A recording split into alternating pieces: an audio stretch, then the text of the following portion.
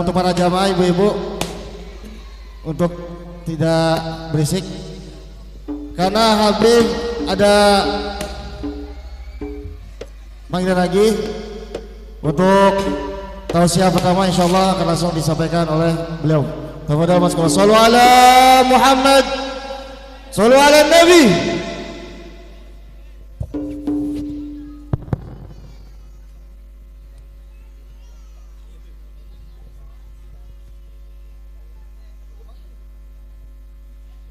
Assalamualaikum warahmatullahi wabarakatuh. Alhamdulillah nahmaduhu wa nasta'inuhu wa nastaghfiruh wa na'udzu billahi min shururi anfusina wa min sayyiati a'malina. من يهده الله فلا مضل له ومن يضلل فلا هادي له. اللهم فصل وسلم وبارك وكرم وعظم ومجد وتكرم وتحنن على سيدنا محمد وعلى آله وصحبه أجمعين. سبحانك لا علم لنا إلا ما علمتنا إنك أنت العليم الحكيم. رب اشرح لي صدري ويسر لي أمري واحلل عقدة من لساني يفقه قولي. اللهم إني أعوذ بك من علم لا ينفع وعمل لا يرفع وقلب لا يخشع ودعوة لا يستجاب لها ولا حول ولا قوة إلا بالله العلي العظيم. Alhamdulillah, kita bersyukur kepada Allah Subhanahu wa taala. Malam yang penuh dengan keberkahan ini Allah Subhanahu wa taala kumpulkan kita bersama-sama di tempat yang mulia, di mana di tempat ini disebut nama Allah, disebut nama baginda Nabi besar Muhammad sallallahu alaihi wasallam. Perkumpulan kita pada malam hari ini membawa keberkahan bagi diri kita, keluarga kita, sahabat kita, tetangga kita. Semua orang yang memiliki hubungan dengan kita mendapatkan keberkahan dengan berkah kita merayakan Maulid Nabi besar Muhammad sallallahu alaihi wasallam. Karena Allah Subhanahu wa taala berfirman di dalam Al-Qur'an, وَمَا كَانَ اللَّهُ لِيُعَذِّبَهُمْ وَأَنْتَ فِيهِمْ.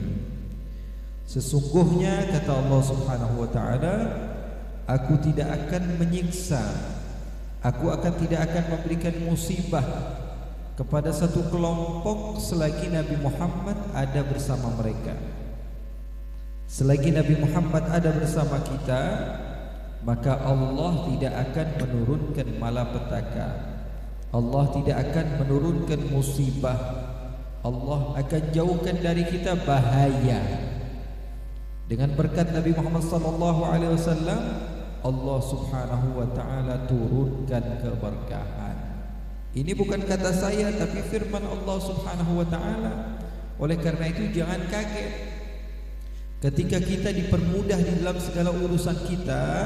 Bisa jadi itu gara-gara kita kumpul pada malam hari ini memuliakan Nabi besar Muhammad sallallahu alaihi wasallam. Bisa jadi takdirnya ada namanya qadha muallaq, ada namanya qadha mubram. Qadha muallaq itu adalah takdirnya Allah Subhanahu wa taala yang bisa dirubah dengan doa, bisa dirubah dengan amal baik, bisa dirubah dengan ketentuan Allah Subhanahu wa taala. Bisa jadi tempat ini sudah diatur bahwa tempat ini akan terjadi malapetaka, musibah, kebakaran lah, apalah, banjir lah. Tapi karena dengan berkat Nabi Muhammad kita sebut pada malam hari ini, Allah jauhkan musibah tersebut. Ini selaras dengan kejadian yang pernah terjadi di zaman Nabi Muhammad yang diriwayatkan di dalam hadis yang sahih, bahwa ada adik sama kakak. Si kakak ini rajin sekali bekerja. Setiap hari dia berniaga. urusan bisnisnya lancar terus, tapi dia punya adik malas bekerja, rajinnya cuma mengaji, rajinnya cuma beribadah, rajinnya hadir di majlisnya Nabi Muhammad sallallahu alaihi wasallam. Maka kakaknya kesian ngelihat adiknya ini kok gak sama seperti dia. Kalau kakaknya rajin bekerja, duitnya banyak, adiknya makan dari uang kakaknya. Kakaknya datang kepada adiknya dan mengatakan, wahai adikku, sekarang kamu sudah berumur, kapan lagi mau kerja? Kok tiap hari baca Quran, baca hadis, belajar sama Nabi, zikir, itu saja urusan kamu. Harusnya kita ini mengambil bagian kita dari dunia. Wa khudh nasibaka minad dunya. Ambil bagian duniawi juga, itu kan perintah Allah. Maka adiknya mengatakan, kakak, saya sudah terlanjur cinta kepada Allah dan Rasulnya, dan kalau memang kakak sudah tidak mau menanggung kehidupan saya lagi, tidak masalah. Biarkan saya tinggal bersama sahabat-sahabat Nabi yang tinggal di masjidnya Rasulullah. Di masjidnya Rasulullah itu di sampingnya ada tempat yang memang disediakan untuk orang-orang pendatang, namanya As-Suffah. Ya, di situ Ashabus Suffah terdiri dari banyak sahabat-sahabat yang datang dari luar. Di antaranya Abu Hurairah datang dari Yaman, di antaranya lagi Abu Dzar Al-Ghifari yang datang dari luar kota Madinah. Beberapa sahabat yang datang dari luar tinggal bersama-sama di As-Suffah. Ada yang mengatakan jumlah mereka 40, ada yang mengatakan sampai 400 jumlah mereka Ashabus Suffah, sahabat-sahabat Nabi Muhammad sallallahu alaihi wasallam. Kata adiknya, tidak masalah kalau kakak tidak mau membantu kehidupan saya, tidak masalah. Saya bisa tinggal bersama sahabat-sahabat Nabi, urusan makan urusan Allah. Kata kakaknya, jangan ngambek gitu dong. Saya ini bukan mau lepas tangan, tapi mau ngedidik biar adik saya ini punya rasa tanggung jawab. Kan kamu nanti bakalan jadi suami, kamu bakalan jadi bapak, kamu bakalan jadi kakek, kamu bakalan menjadi pemimpin kepada keluarga. Kalau kamu tidak punya kerjaan, mau ngasih makan apa? Urusan ibadah bagus, tapi urusan pekerjaan juga jangan ditinggalkan. Maka adiknya mengatakan, terserah kakak, yang penting saya mau habiskan usia saya untuk ibadah dan belajar, itu saja. Kesel kakaknya, akhirnya mengadukan kepada Nabi Muhammad SAW. Nabi Muhammad biasanya kalau urusan begini Nabi Muhammad marahi. Tapi ketika itu si kakaknya bercerita kepada Nabi Muhammad, ya Rasulullah, ini adik saya sudah saya ajak untuk bekerja, untuk berniaga, untuk mencari harta dan membagi waktunya untuk dunia dan akhirat. Tapi adik saya tidak mau. Dia maunya majlis saja, dia maunya beribadah saja, dia maunya belajar saja. Maka apa ucapan Nabi Muhammad SAW? Nabi Muhammad mengatakan, la'allaka turzaqu bihi. Bisa jadi, kata Nabi, la'alla, bisa jadi rezeki yang kamu terima dengan mudah ini dengan berkat adikmu yang rajin ibadah dan belajar agama. Sebagian di antara kita kadang-kadang berniaga, kok dipermudah, gampang banget, dapat link sana, dapat link sini. Setiap ada pekerjaan pasti goal, setiap ada keinginan pasti kayaknya, kok dipermudah sekali saya. Maka Nabi Muhammad SAW katakan, kamu dipermudah setiap perniagaan kamu, bisa jadi ada doa adik kamu di situ. La'allaka turzaqu bihi. Bisa jadi kamu mendapatkan rezeki karena berkat adik kamu yang rajin ibadah dan menuntut ilmu kepada Nabi Muhammad. Lalu kemudian kakaknya menghampiri adiknya dan mengatakan, wahai adikku, kalau begitu kamu gak perlu kerja, kamu urus pelajaran, kamu urus pengajian, biar kita jadi partner bisnis. Saya bagian di dunia, kamu bagian ngetuk di akhirat, kita supaya sama-sama berkah. Hadis ini menunjukkan kepada kita, terkadang rezeki kita dipermudah itu bukan karena kita pinter, bukan karena kita pandai, bukan karena kita banyak kenalan. Bisa jadi dengan duduknya kita di majelis-majelis seperti ini, urusan kita setelah kita pulang dipermudah oleh Allah.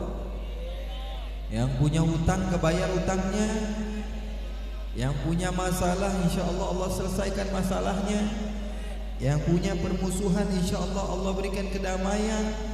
Bisa jadi dengan perkumpulan kita pada malam hari ini, dengan ikhlas hati kita berdoa kepada Allah, Allah bantu sahabat-sahabat kita di Palestina. Bisa jadi dengan kumpulnya kita pada malam hari ini yang jomblo-jomblo laku. Betul atau tidak? Siapa yang tahu? Waman yadri, siapa yang tahu? Karena sesungguhnya keberkahan daripada perkumpulan ini amatlah besar. Oleh karena itu kita berterima kasih kepada para panitia, kepada sahibul bait, kepada sahibul majlis, kepada sesepuh kita, para habaib kita, para ulama kita yang terus menerus memberikan kepada kita semangat untuk bisa bersama-sama berzikir kepada Allah dan bersolawat kepada Nabi besar Muhammad sallallahu alaihi wasallam. Hadirin hadirat yang dimuliakan oleh Allah, Nabi Muhammad lahir pada bulan Rabiul Awal.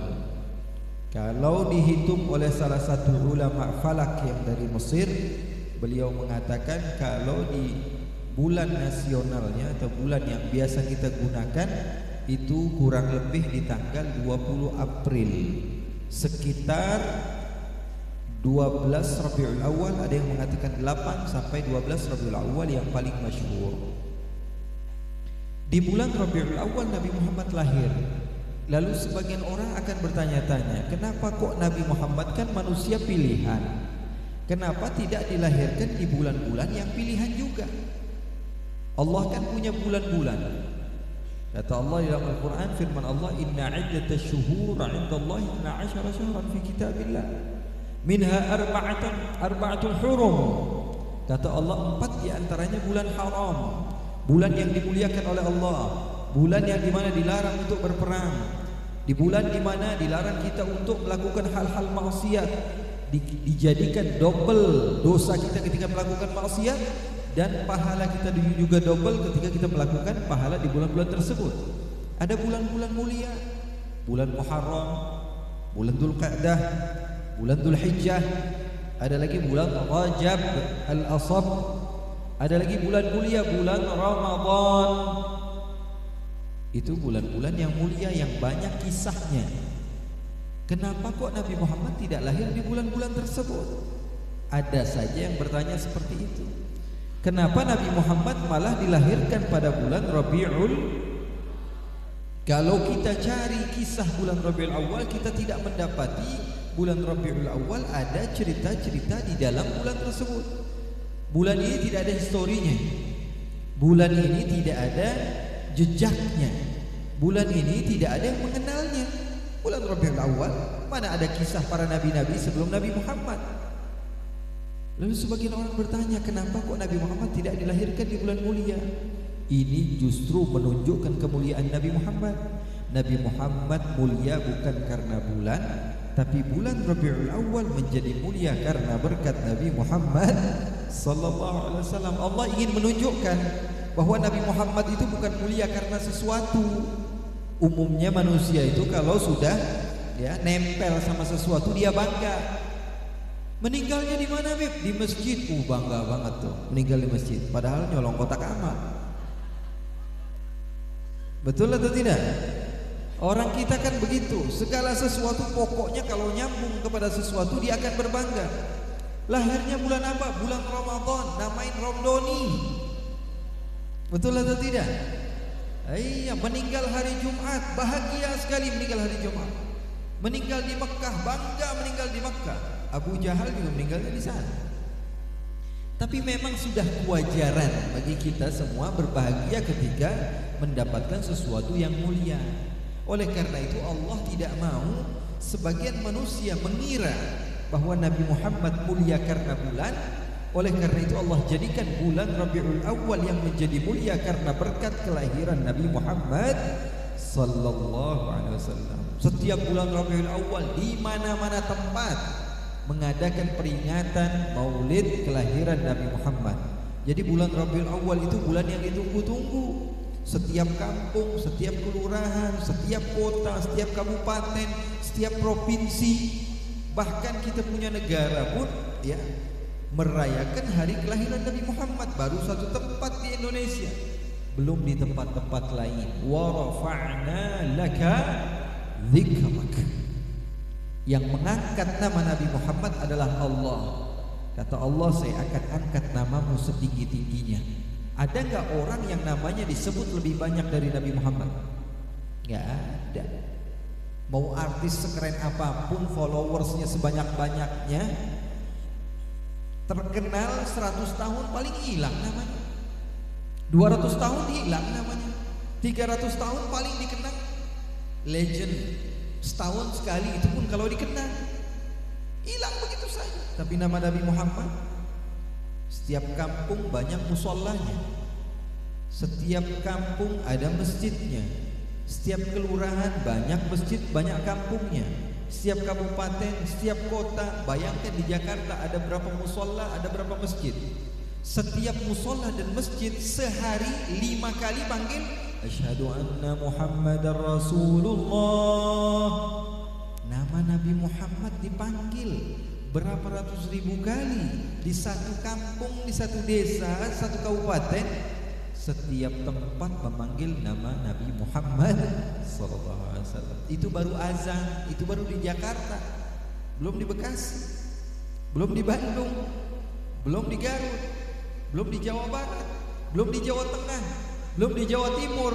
Setiap musalla masjid satu hari 5 kali asyhadu anna Muhammadar Rasulullah. Apakah ada nama manusia yang disebut sebanyak Nabi Muhammad? Itu baru azan, belum qomat. Saya baru ngomong azan, belum qomat, belum tahiyat. Setiap orang di antara kita satu hari wajib 5 kali memanggil nama Nabi Muhammad di dalam tahiyat kita. Asyhadu an la ilaha illallah wa asyhadu anna Muhammadar Rasulullah. Bayangkan setiap muslim mukmin, mereka sehari wajib 5 kali menyebut nama Nabi Muhammad sallallahu alaihi wasallam. Saya belum berbicara tentang orang yang bikin majelis taklim, belum orang yang bersolawat, belum orang yang mengajar dan menyebutkan hadis Rasulullah sallallahu alaihi wasallam. Qala Rasulullah, qala Rasulullah, qala Nabiullah.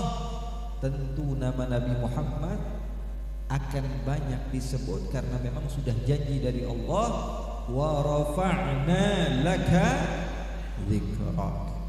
Makanya Nabi Muhammad SAW sangat-sangat dimuliakan oleh Allah.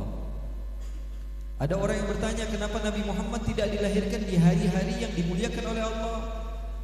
Ada hari lebaran umat Islam itu hari Jumat. Lebaran umat Islam hari, lebaran orang kaum Yahudi hari Sabtu, lebaran kaum Nasara hari Ahad, hari Minggu. Kenapa tidak dilahirkan di hari-hari yang dimuliakan oleh agama langit?